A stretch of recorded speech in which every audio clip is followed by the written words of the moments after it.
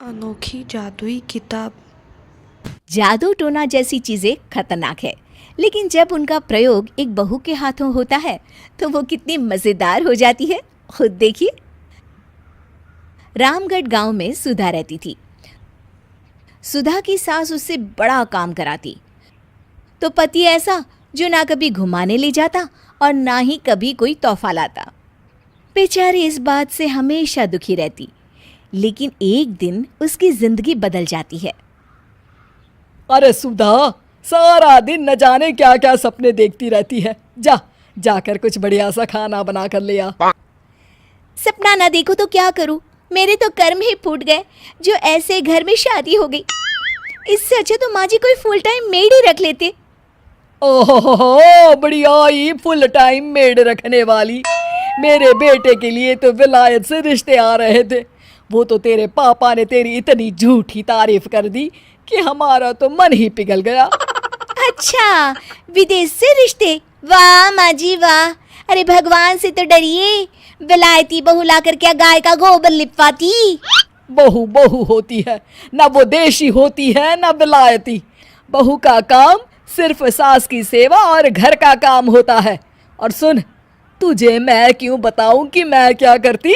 जाकर घर का काम कर। सुधा मन महसूस कर वहां से चली जाती है। शाम को सुधा का पति जल्दी घर आता है, जिसे देख सुधा खुश हो जाती है। जी, आ गए आप। जरूर मुझे कहीं घुमाने ले जाने का प्लान होगा आपका। सब समझती हूँ मैं। अरे नहीं भाग्यवान, घूमना क्या है, बस आज जल्दी बस मिल गई तो घर जल्दी पहुंच गया।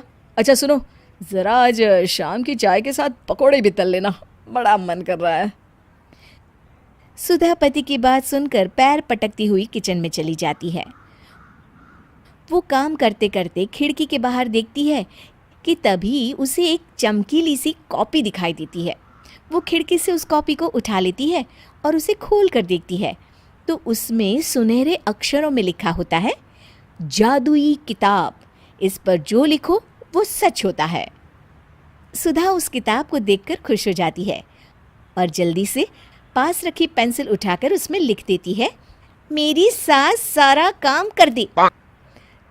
तभी उसकी सास किचन में आ जाती है और कहती है, अरे बहू, सारा सारा दिन लगी रहती है काम में।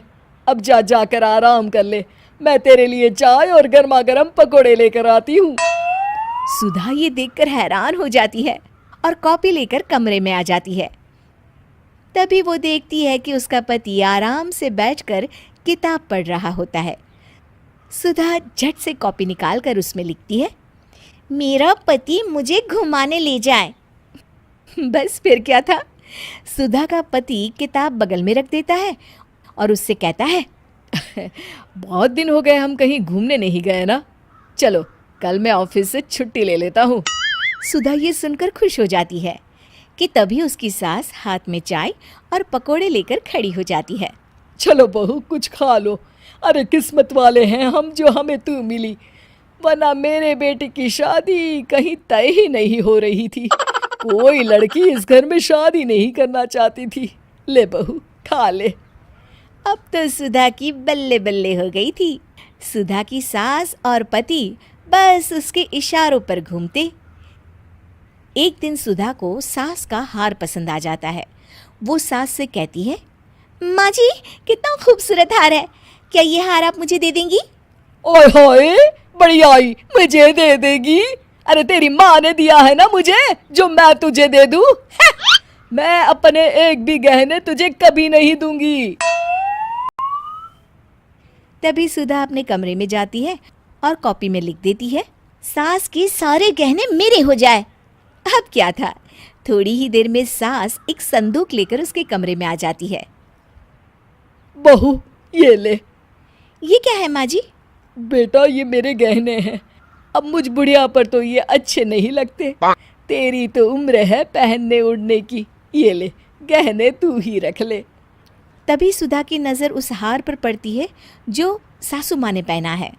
और माँ जी ये हार जो आपके गले पर है? सास हार उतारते हुए कहती है, हाँ हाँ बहू, ये भी ले ले। फिर कान के टापस उतारते हुए कहती है, ये ले बेटा, तू ये भी ले ले। फिर एक एक कर वो अपने सारे पहने हुए गहने उतारने लगती है।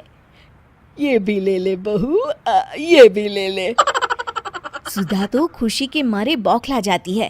हाँ हाँ, लाइए लाइए, लाइए लाइए। तभी सुधा का पति उसके पीछे आकर खड़ा हो जाता है और जोर से चिल्लाता है। अरे सुधा, क्या हुआ? क्या लाइए लाइए कर रही हो? अरे जरा कढ़ाई में तो देख लो, सारे के सारे पकोड़े जल गए। तभी सुधा की सास भी उसके सामने आ जाती है। इस लड़की से तो एक काम ठीक से नहीं होता, दिन भर सपने ही देखती रहती है। तभी सुधा को होश आता है। वो खिड़की के बाहर देखती है जहां उसे कुछ दिखाई नहीं देता। दरअसल जादुई वादुई कुछ नहीं था, वो सिर्फ एक काल्पनिक सपना था जो सुधा अपनी जिंदगी से तंग आकर देख रही। Thanks for watching!